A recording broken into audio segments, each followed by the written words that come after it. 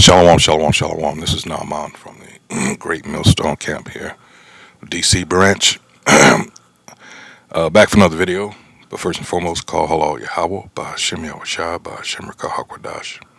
Once again, double honors go out to the apostles, bishops, and elders of Great Millstone who rule well. Salutations also go out to the fellow Akim that are out there on the highways and the byways, pushing this truth while aided through the numerous amounts of videos that they post that are meant to edify. All right, this helps further push the truth across the four corners of the earth and waking up the remaining, hopefully, elect of our people. All right, so this is a part two. Once again, computer problems. What can you do, right? So hopefully this second part doesn't take that much time. This is just the second video I was going to do before everything went haywire. But this is Sabby Sabs. But first of all, let me go ahead and give you the copyright disclaimer. This is under Section 107 of the Copyright Act of 1976. Allowance is made for fair use of purposes such as criticism, comment, news reporting, scholarship, and research. Fair use is a use permitted by copyright statute that might otherwise be infringing. Non-profit, educational, or personal use tips to balance in favor of fair use. All right, so here we go. This is, of course, the segment that's going to cover the Whitewater. I remember that when it happened. It happened not long from where I lived at the time, I remember. But there's more to that, and it's like connect the dots here, all right, because we know that a lot of people around the Clintons were suddenly being unalived, and as I said, connect the dots. So let's get into the video. At all. I think that was his way of keeping a paper trail. Especially as you go through these emails and you start to see there's a lot of conversation back and forth between him and author Michael Wolff. And Michael Wolff, according to those emails, knew exactly what was going on. So I felt like this was a way for him to blackmail those people. Let's keep the show moving on. Here's the Hillary Clinton part. Shout out to James Lee. He always has the best hits on X. James Lee said Vince Foster did not kill himself. Why am I showing you this picture? The woman on the left is Hillary Clinton. The gentleman on the right is Vince Foster. Why is Vince Foster important? Let's take a look, shall we?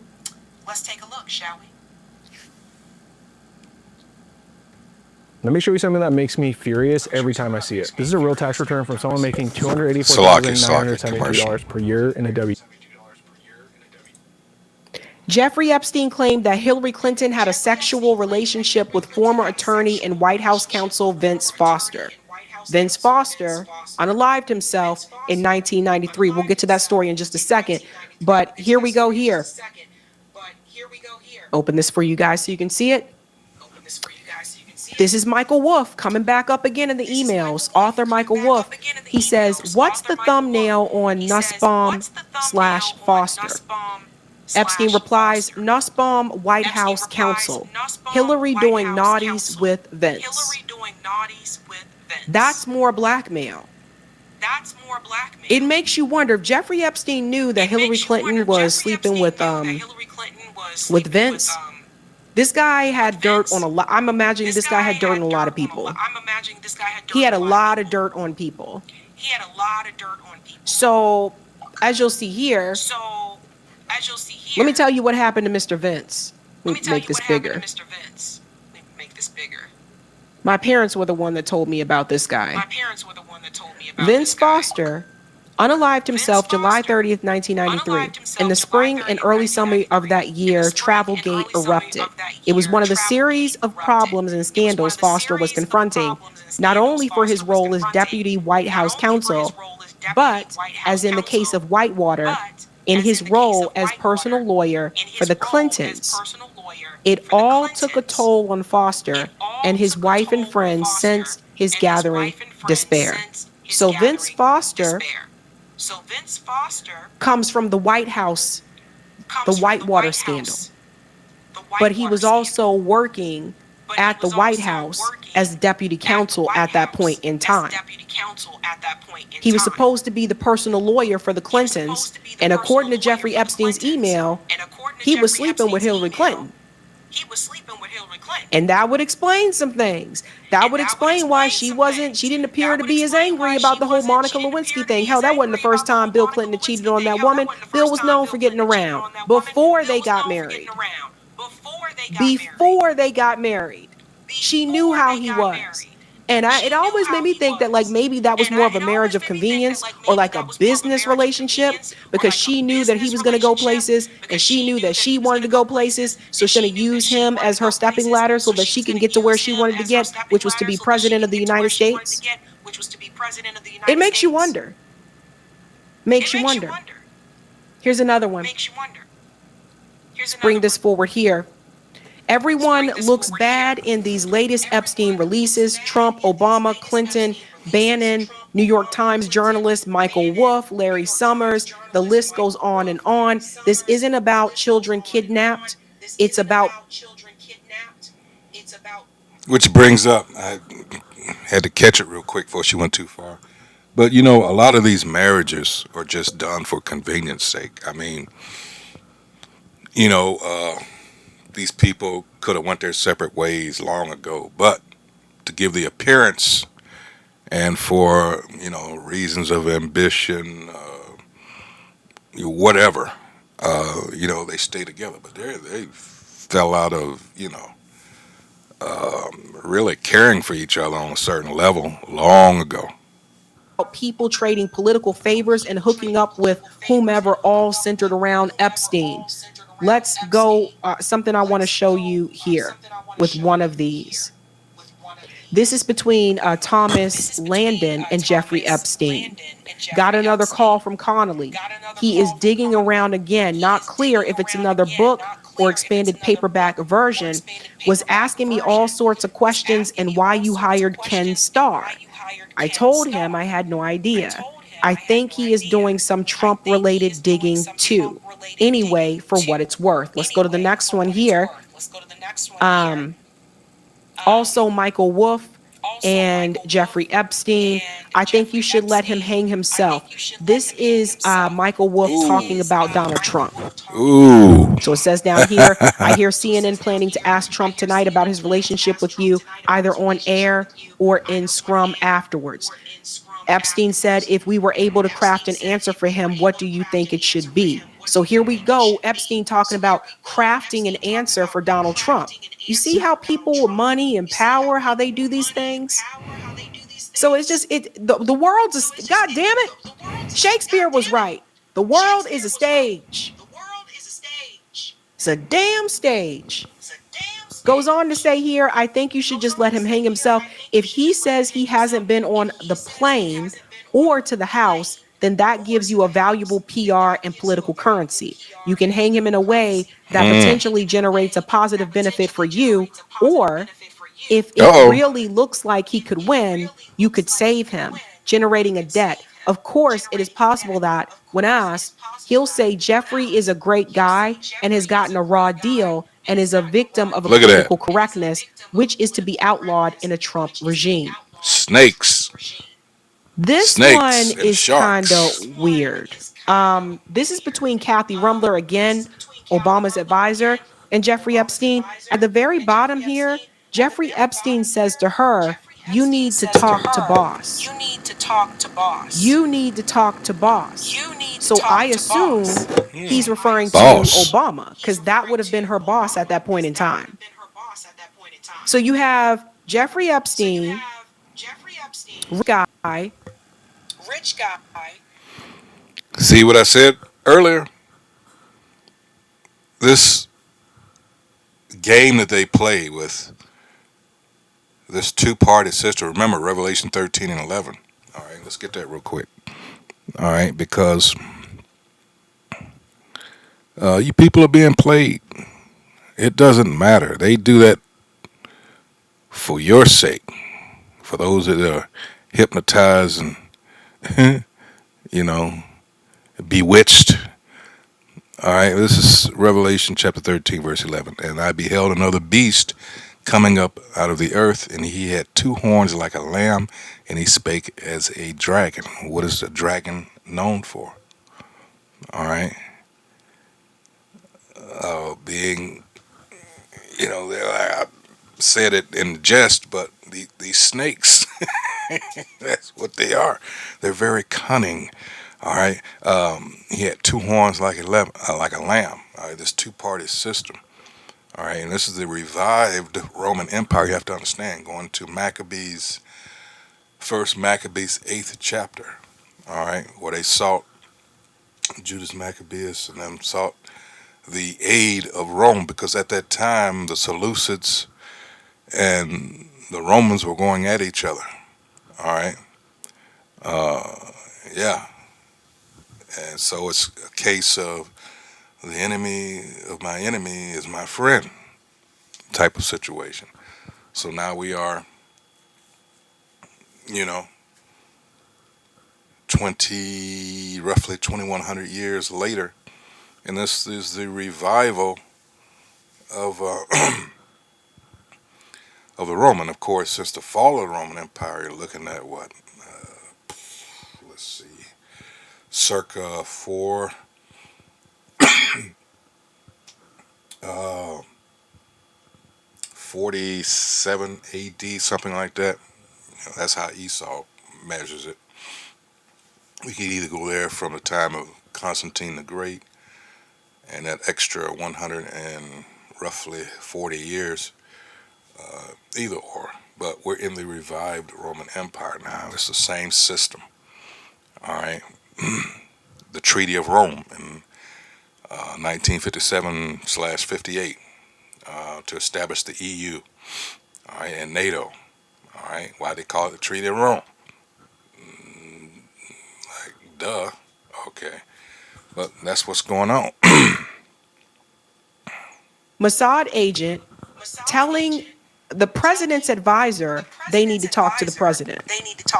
Let's go on a little bit more here. Kathy said agreed, but I need to be prepared to say yes before I talk to him. He said understood. It comes down to a high risk reward, low risk reward, professional, emotional, and financial. She said most girls do not have to worry about this crap. And that's when he went into the whole girls, careful, I will renew an old habit. And he mentioned all those people. So we were gonna give this to our son this year. For Christmas as a stocking stuffer, but honestly,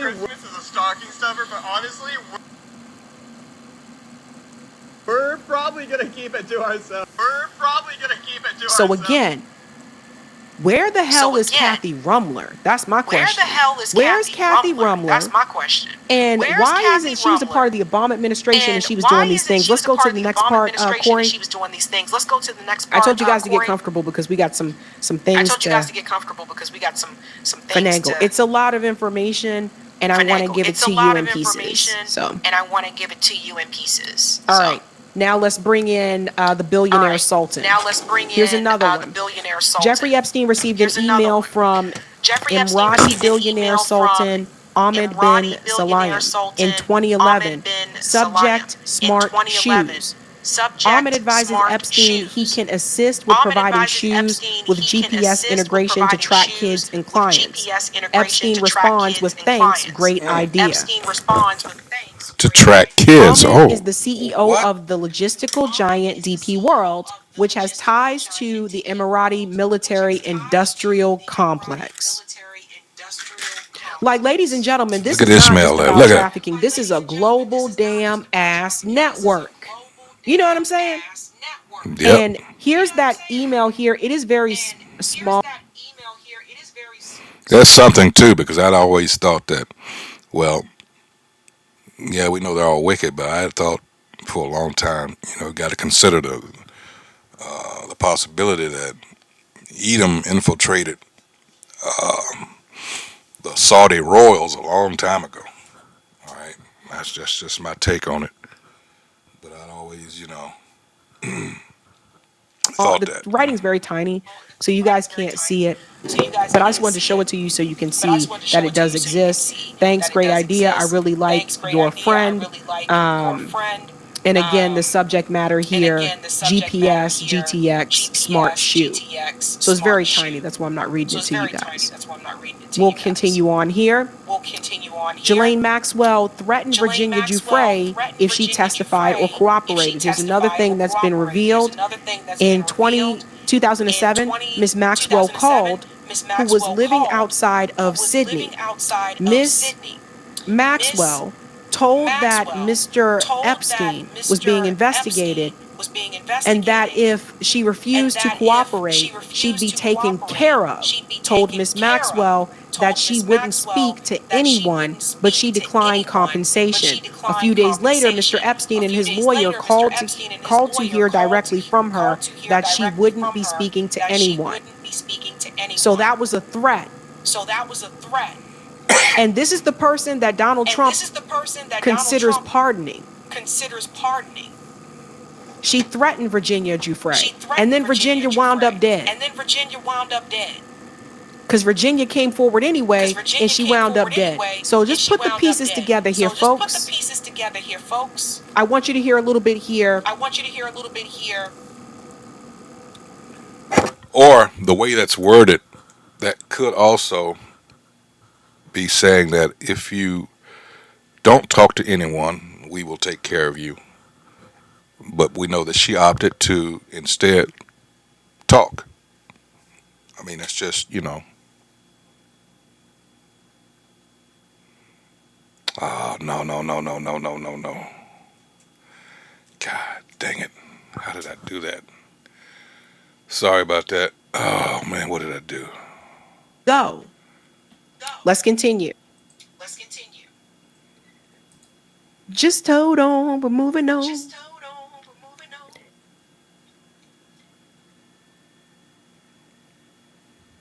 I lost my place, Salaki. I don't know how that happened. Time. I'm going to let you in on a little secret. My husband found this new 87 cents generic Viagra at Friday Plans. And at first, He was supposed to be the personal lawyer for the Clintons, and according to Jeffrey Epstein's email, say that they discovered as well a little bit. Listen to this about the intelligence side. You reveal that this senior Israeli intelligence officer lives in one of Epstein's apartments, had close personal ties to former CIA director Leon Panetta. Can you talk about what? Let's go back a little bit. Considers pardoning. So you won't be completely lost. She threatened Virginia Giuffre, and then Virginia wound up dead. Because Virginia came forward anyway, and she wound up dead. So just put the pieces together here, folks. I want you to hear a little bit here of what Drop Site News had to say that they discovered as well a little bit. Listen to this about the intelligence side. You reveal that this senior Israeli intelligence officer lives in one of Epstein's apartments, had close personal ties to former CIA director Leon Panetta. Can you talk about what specific intelligence gathering operations you believe that Cohen was conducting from Epstein's apartment? And also the relationship between Jeffrey Epstein and the former Prime Minister of Israel, Ehud Barak, which has been documented over and over again.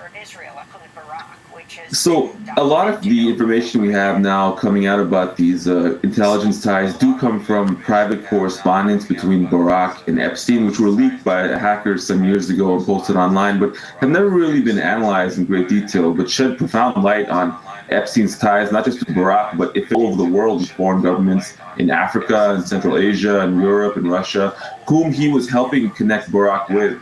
Interestingly, Barak was relying on Epstein's support rather than vice versa, despite the fact that Barak was a very powerful figure in the Israeli security establishment. Yeah, that little bastard right there.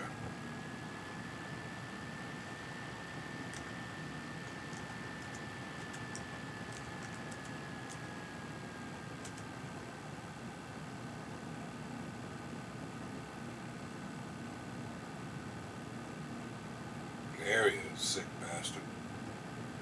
Alright.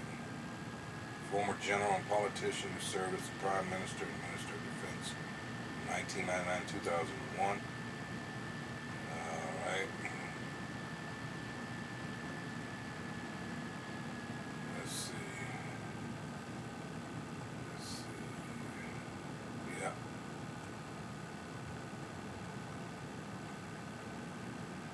This is another piece of shit right here. He used to lead raids, Ariel Sharon. All these some wicked motherfuckers, man. Oh, man.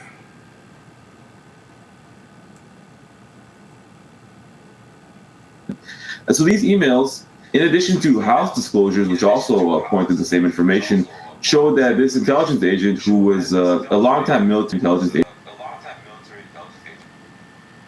And if you notice where he's at, that's where the towers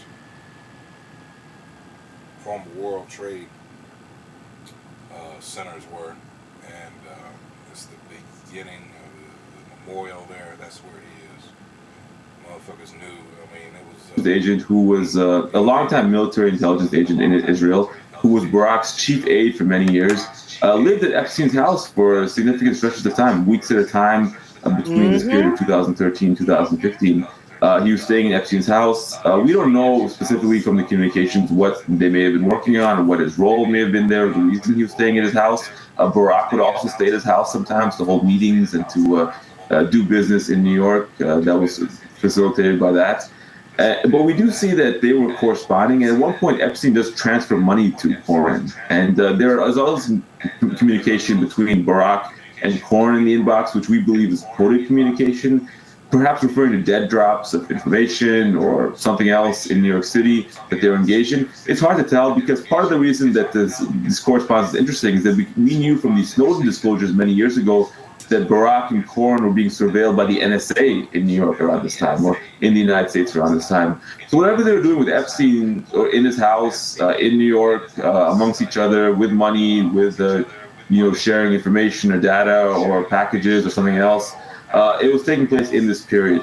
And again, the interesting thing is that even if one would not look at the emails and keep those separate, this information is in the House disclosures. In Jeffrey Epstein's calendars, it's mentioned the Cohen's coming and going from his home, and the day of his departure, that he was staying, how long he was staying for. So this is stuff that the media could be covering, the broader media could be covering. It's just escaped attention for reasons which, one can speculate, or it's hard to say exactly. But we're going to continue drilling down this, not shying away from the political implications of his activities, Epstein's activities, and the ties he had with powerful figures like Barack and intelligence agents like Cohen. And Barack, again, remember, was the one that Virginia Giuffre said in her book that was just recently published that he was he sexually assaulted her, but he was the most brutal towards her. And that she told Jeffrey Epstein and Ghislaine that she did not want to meet with him ever again. And the response that they gave her is, oh, well, sometimes it's just going to be like that. She said in her book that she was very much fearful of him. The guy was the freaking prime minister of Israel.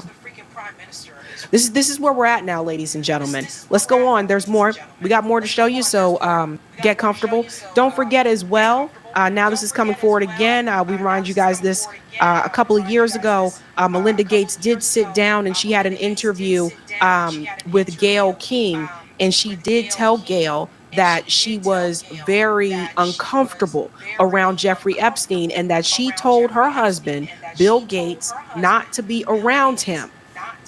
Just a reminder, this is coming back up again because of the Epstein emails. After 27 years of marriage, their surprising split has become a source of great intrigue.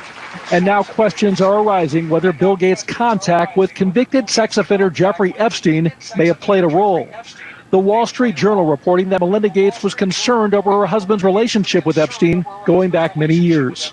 Melinda Gates made her concerns known to her husband, according to the Journal's Emily Glazer. She expressed her frustration to Bill Gates and really didn't feel comfortable with the relationship with Jeffrey Epstein, especially since Melinda Gates is a global advocate for women and girls, and it was already known that Jeffrey Epstein, had his issues, and that dismay was expressed, but Bill Gates continued meeting and having ties to Jeffrey Epstein. In fact, according to the New York Times, beginning in 2011, Gates met with Epstein on numerous occasions, including at least 3 times at Epstein's Manhattan townhouse and at least once staying late into the night.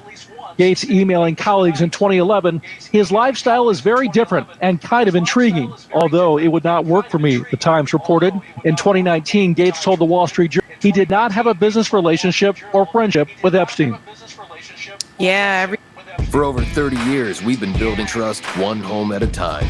At American Design and Build, strength isn't just in our name. It's in every window, every roof, every siding panel, and every door we install. Choose the company that's been standing strong for decades. Who cares? Come on. My Honest Reviews Natural Remedies book after having it for a month. Look at this blood sugar page. It got everybody wanted to back out once he got arrested. I don't know that man. Don't know the guy. Let's keep it moving. Don't know him. And this is bad for Donald Trump because, like I said, the one thing that we can say that I have seen, I've gone through a number of those emails, is that Donald Trump lied about his relationship being over with Jeffrey Epstein. He was still hanging out with Jeffrey Epstein in 2017. That's all a lie. He is also making himself look worse because of the way that he responded to the press. Donald Trump is running away from the reporters. Listen to this. Thank you very much, everybody. I appreciate it. Thank you very much. Thank you guys for going. Thank you. Watch his aides here. Look at that. Get out. Get out. Get the fuck out.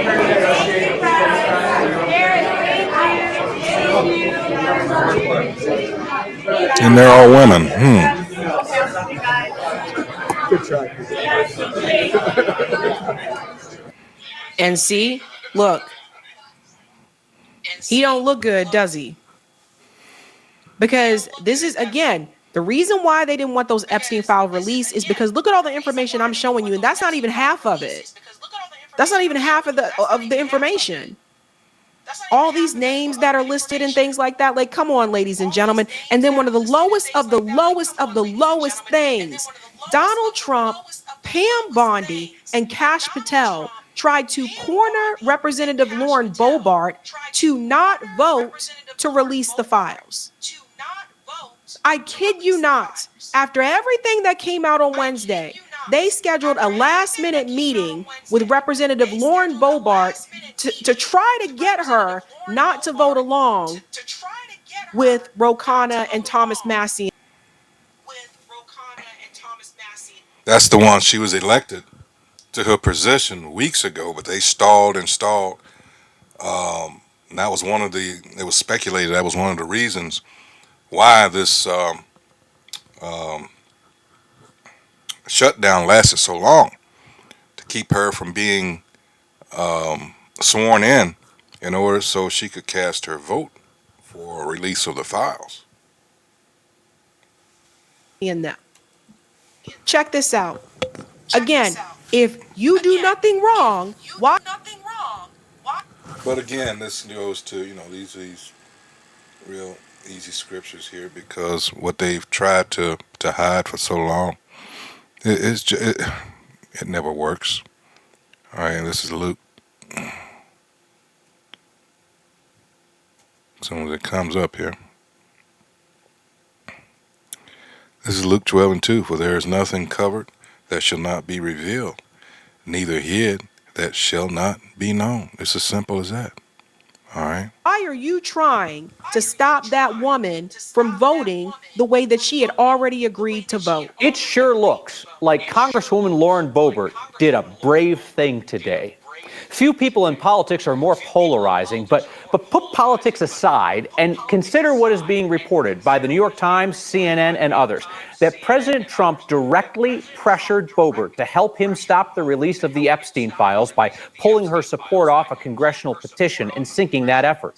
Reports say the Trump White House also brought Boebert into the Situation Room for a meeting with the Attorney General and the FBI Director, who, we should note, are accused of using the Justice Department to punish people who defy the president.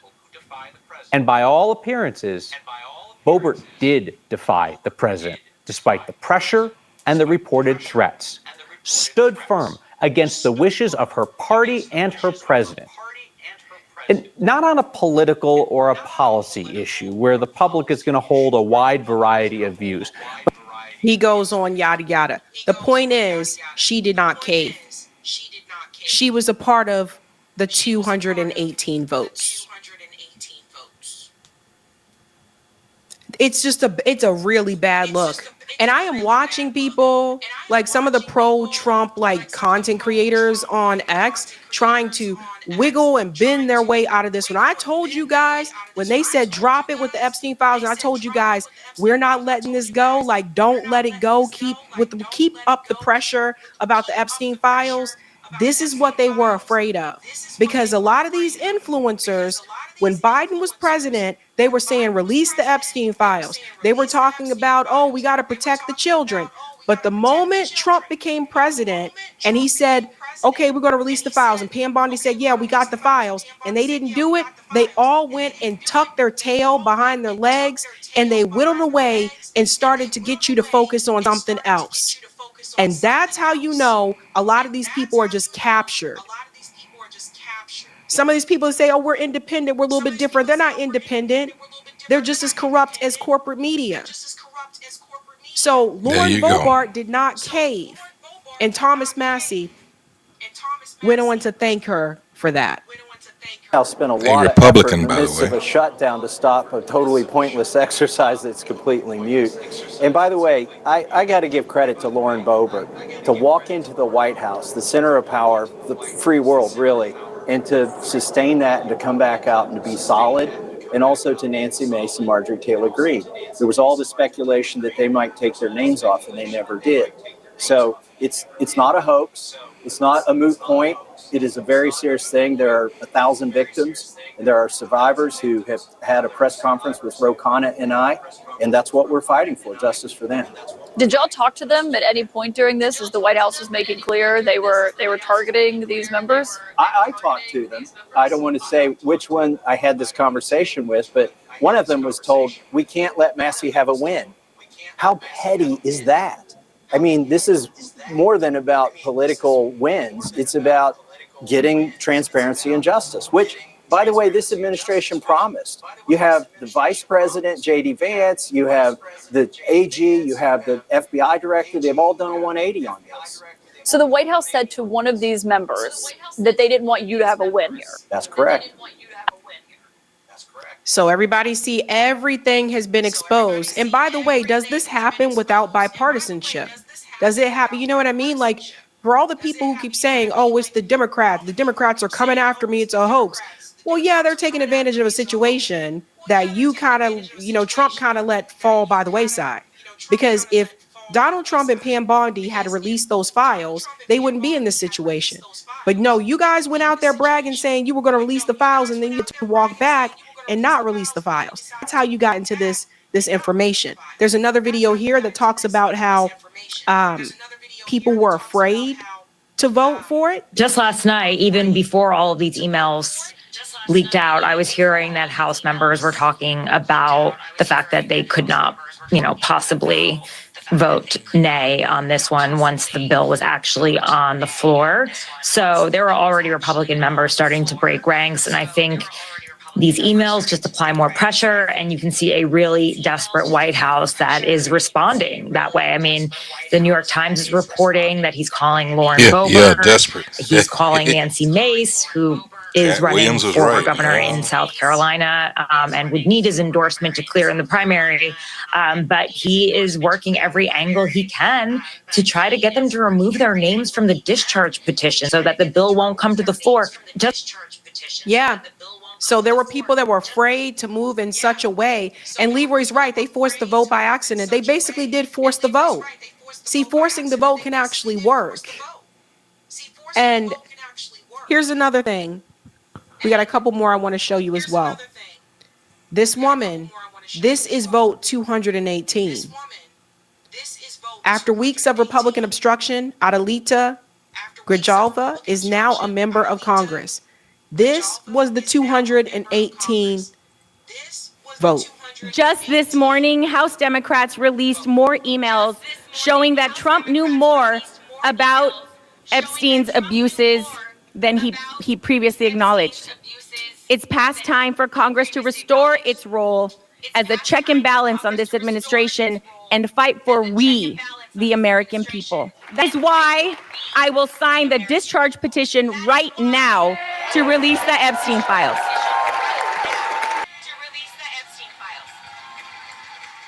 Should these glasses be illegal in the U.S.? Nobody believed me at first, but now everybody wants a pair. My friends roasted me for buying miracle glasses online. They said I got scammed, but then I showed them what they could do. Now they're all begging me to send them the link. They're called Clarity Blue glasses, and they're nothing like the glasses you're used to. These things actually adjust automatically to your eyes, whether you're reading a book or looking across a room. Seriously, they correct both farsightedness and nearsightedness without needing a prescription. It's like getting perfect vision on demand. And the best part? No doctor visits, no eye tests, no lens swaps. Let me give you 7 reasons why Clarity Blue glasses are blowing up right now. 1. They automatically adjust to your vision. From 100 to 700 diopters, they adapt instantly as you go about your day. Just put them on and everything gets clear. 2. They protect your eyes from harmful blue light and UV rays. Whether you're glued to a screen or out in the sun, your eyes are covered. No more digital eye strain or squinting in bright light. 3. They're insanely lightweight. You'll forget you're even wearing them. At just 1.5 grams, there's no nose pinching or ear pressure, just all-day comfort. 4. They're impact-resistant and durable. You can drop them, bend them, toss them in your bag. They're built to last, not some flimsy drugstore pair. 5. They work for literally anything. Reading, driving, computer work, watching TV. One pair does it all. No more switching between readers and distance glasses.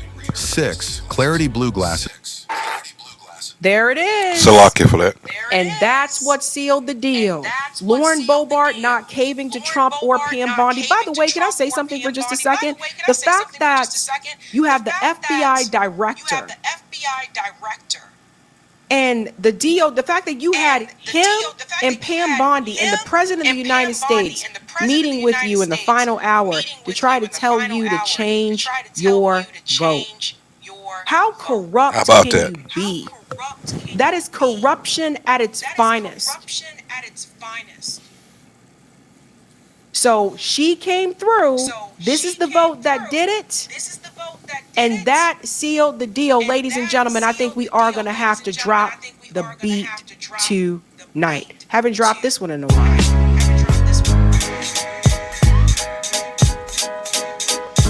Drop the beat. Dance with me. Dance with me. Drop the beat. In the street. Woo!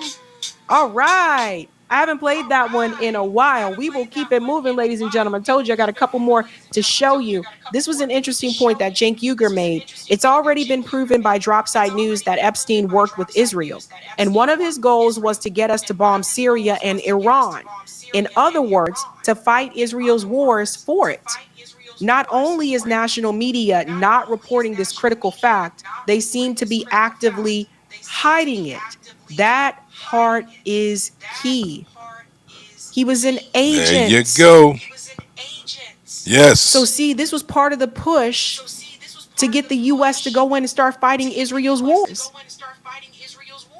Remember, Benjamin Netanyahu was like, got to go after Iraq.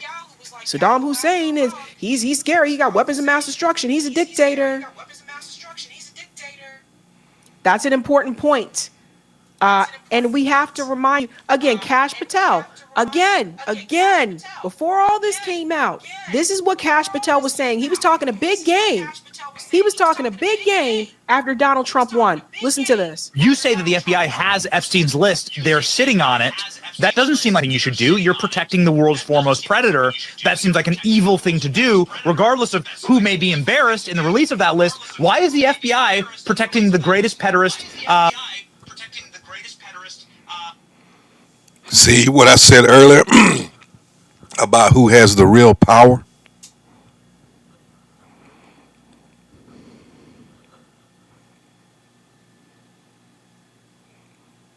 That's so sad. Maybe you should change that.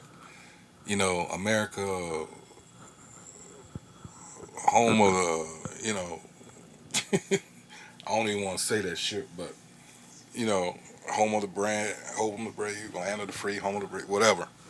You know, it's the, as some have said, it's the land of the bend over and take it, and that's what these people in power supposedly have done.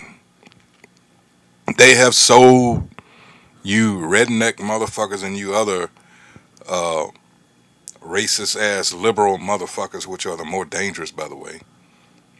All right, when you understand Malcolm's fox and the wolf analogy. All right, but like we've always said, you know, fuck this place. Glad to see it go down. This has been our slave pen for hundreds of years. All right, it's got to go. Fuck it. All right.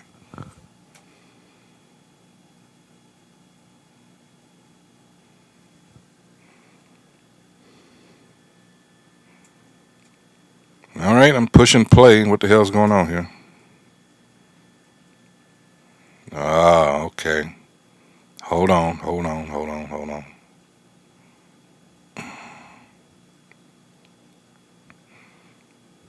I didn't realize I had gone that long. All right, I'm back. Got a signal. Let's go ahead and. I didn't realize I had gone that long. Woo. Go ahead and finish this out.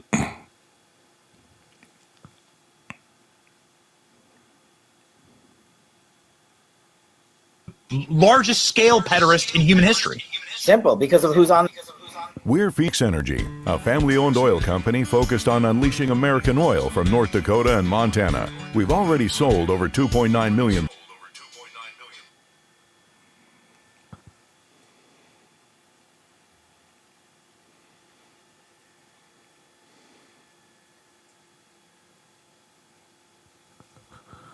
Come on. What's the hold up now? On that list. Well. Changed Just a up. reminder, because of who's on that list. These people act like these videos don't exist anymore. Now, Benny Johnson gone into hiding because he's still out there kissing Donald Trump's ass, so he's not going to say anything about it. Kash Patel has been in, and I hear a new story about Kash Patel every week. Just in and out of the hot seat. What the hell happened to Dan Bongino? Has anybody seen Dan? Can you find Dan? Anybody see Dan? I haven't seen Dan Bongino in a minute, in a hot minute. People are poking fun, and I think it's kind of funny as well. People got jokes. Firkin said they need to put up billboards like this all over the country in every city and every town. Guardians of the pedo. Guys, I'm not joking. Look. Somebody made this. GOP. It's, oh my God. It's Kash Patel, Mike Johnson, Donald Trump, Pam Bondi, and JD Vance. Wow. I'm telling you guys, like this is a wrap. There's no getting around it. And they try to distract you with everything. They try to distract you. That's what I was telling you guys about the ICE agents and everything that were coming in. I said, guys, you notice they going after everybody except for the people at the top? You notice they're not going after the people that's committing these big crimes? They're trying to distract you, and that distraction is no longer working. According to the new poll that's coming out right now, you will see is the Epstein case that is greatly impacting Donald Trump's approval rating. He is dropping 39 points on that issue alone. You know, Donald Trump is underwater on basically every single issue he ran on in 2024. But the Epstein files, the Epstein case are especially dreadful for him. What are we talking about here? Well, let's take a look at Trump's approval rating on the issue. Look, they're all in red. They're all in the negative territory. But on immigration, you know, he's 5 points underwater. Foreign policy, 8 points. Trade and tariffs, he's 17 points. The economy, 18 points. But look at the Epstein case. He is 39 points below water on the Epstein case. His net approval is 39 points in the negative. My goodness gracious. What Donald Trump has been selling on the Epstein files, the Epstein case, the American people, simply put, have not been buying at all, Sarah Seidner. Oh, no, they're not buying it. And Donald Trump right now is under pressure. How will he do under this pressure? This is bad. Like, this is beyond bad. He's dropping in every category: immigration, foreign policy, trade, tariffs, the economy, the Epstein case. Shout out to the people who did not let this go. He's under pressure. Let's see how you do under pressure. Let's see how you do under pressure. Give him a name to remember. Hey, let's see how you do under pressure. Let's see how you do under pressure. A moment can live on forever. A moment can live on forever. Forever. So is there any sign that things have gotten better since there have been some things that have been released? Yeah, okay. Although released by Democrats. There have been some things that have been released. Donald Trump has been trying to make some sort of case saying that, the folks don't necessarily care about it. But take a look here. Approve of the Trump admin on the Epstein case in early July, right, when you had those DOJ droppings, right? It was 17%. Look at where we were by late September. The latest poll I could find it, 20%. We often talk about Donald Trump having this floor, right, of at about 40%. On this particular issue, he is less than half the level of the supposed floor. There is just nobody in the electorate who is buying this. They do not like the way that the Trump administration has been handling this case one iota. I told you. This is why we said don't let the Epstein thing go. Don't let that fall by the wayside, because they talked a good game. Derek Brose brings up an excellent point. One of the other false talking points I am seeing circulating from MAGA, RE, the Epstein emails, is the claim that the Democrats sat on them for years and could have released them. However, these emails were only recently subpoenaed from the Epstein estate. By the way, the Dems and the Republicans both could have issued the subpoena years ago. Both sides are complicit in the cover-up and delay of truth about Epstein. And I thought that was an excellent take to point out to people how both of them could have done that.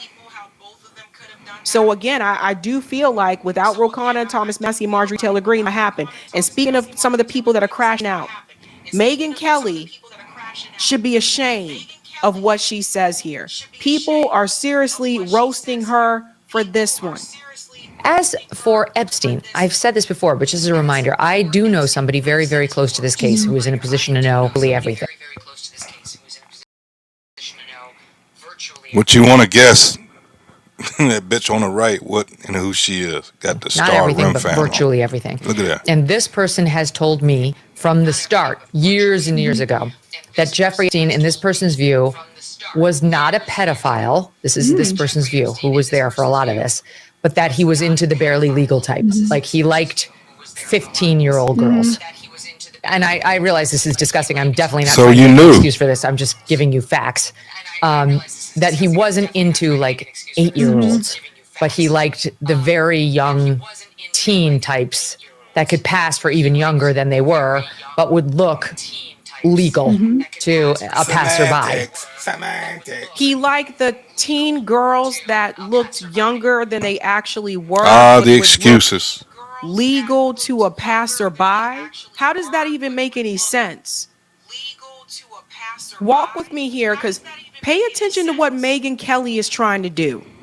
And that is what I believed, and that was what I reliably was told for many years. And it wasn't until we heard from Pam Bondi that they had tens of thousands of videos of alleged, forgive me, they used to call it kiddie porn, now they call it child sexual abuse material, on his computer, that for the first time I thought, oh no, he was an actual pedophile. I mean, only a pedophile gets off on young children abuse videos. She's never clarified it. I don't know whether it's true. I have to be honest. I don't really trust Pam Bondi's word on the Epstein matters anymore.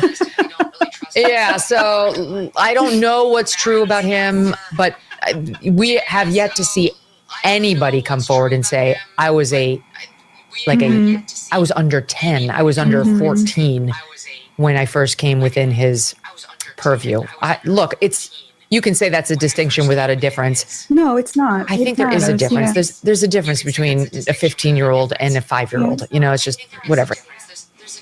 So here it is, folks. For I'm Jeffrey. calling it.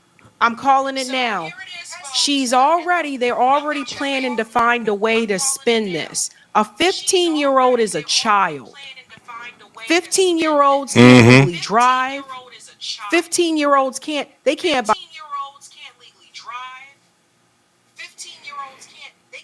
I had mentioned earlier that I had heard, maybe even read somewhere, what they're trying to actually do is change the age limit. All right, to get around this. See, this is who you're under. All right, right or wrong, whatever.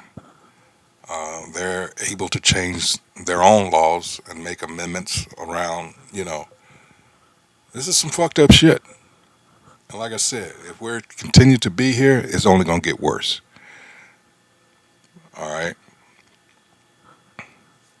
Buy cigarettes. They can't purchase. That's why we need deliverance for you morons out there. Alcohol. They can't join the military. A 15-year-old girl or 15-year-old boy, their brain is not fully developed. And Megyn Kelly is getting her ass handed to her online. Like, people are really out there saying, like, meet me outside. You know what I'm saying? The way that she's trying to twist that. Sneaky and grimy. And the thing is, if it was the other side, if it was the other party, if it was the Democratic Party, let's say it was Biden who was in the hot seat and not Donald Trump, she wouldn't be trying to make the case. Megyn Kelly is sitting here trying to make the case. We should not go about forward in this country or anywhere in the world trying to make the case for the fact that it is okay if they're 15 or older. They are underage. She's trying to find a way to excuse it. What the fuck is wrong with you? And she's not alone. Her and some of the other Trump supporters trying to find a way to wiggle, it's like that little damn slinky that I had as a kid. Trying to just slink their little way down the stairs and down the hall to get out of this situation because they don't want to admit that Donald Trump is in the wrong. They don't want to admit that they got to own this shit. Jeffrey Epstein this didn't come about yesterday. Oh, no. You know a lot of these things. Some of the things in the emails, no. But you knew that Trump had a relationship with this dude. Now you find out more information. Now you're trying to make excuse for the age. What the hell is wrong with you? People are wicked. That's what's wrong with them. They are the wicked. Disgusting.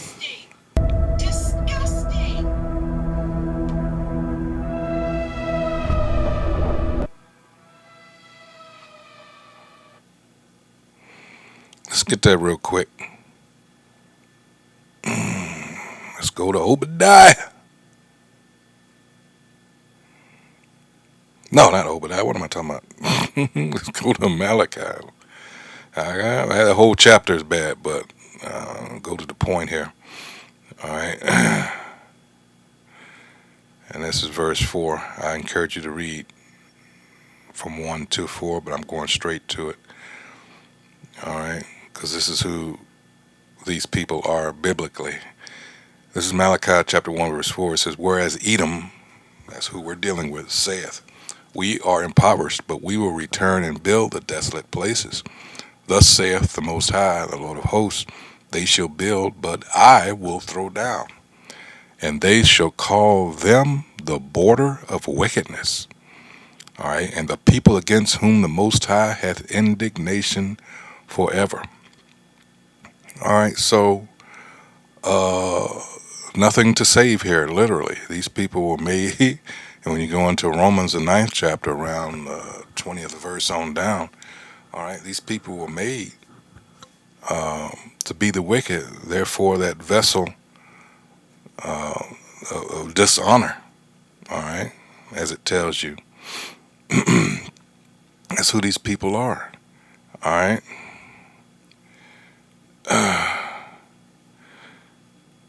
And you can see it here. I'll show you what people said.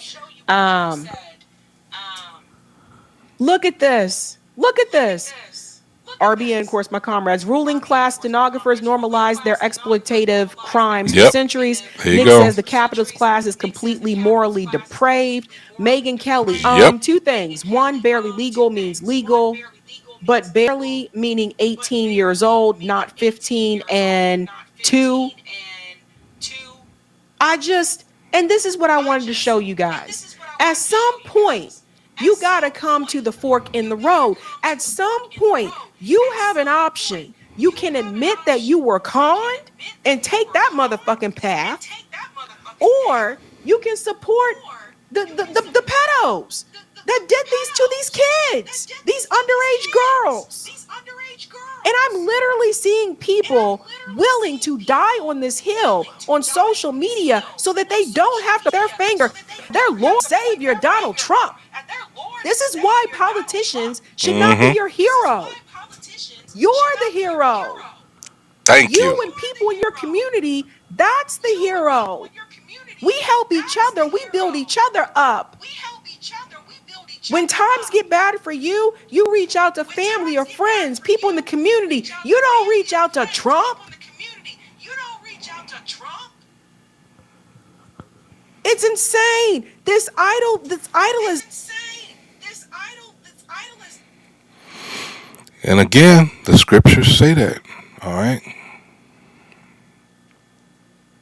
Let's see. As soon as it loads here, Salakia. Cursed.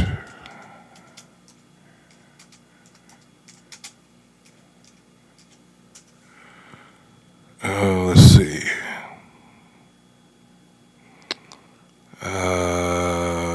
Hold on. That's not what I wanted, but it may bring up what I wanted in the. Nope. Hold on.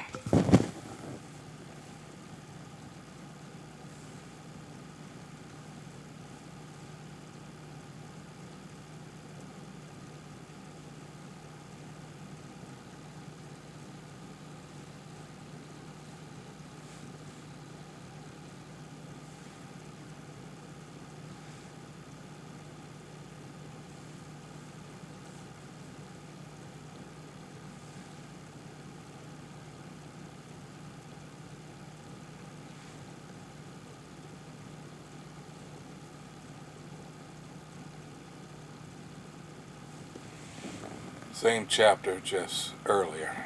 This is the one I want. Alright. I mean book, not chapter, excuse me. Alright, this is what I wanted right here. Alright. Jeremiah 17:5. It says, Thus saith the Most High Yahweh, Cursed be the man that trusteth in man, and maketh flesh his arm, in whose heart departeth from the Most High Yahweh. There's your problem right there. And we know that when it comes to Edom especially, the Most High is not in his thoughts. That's another scripture.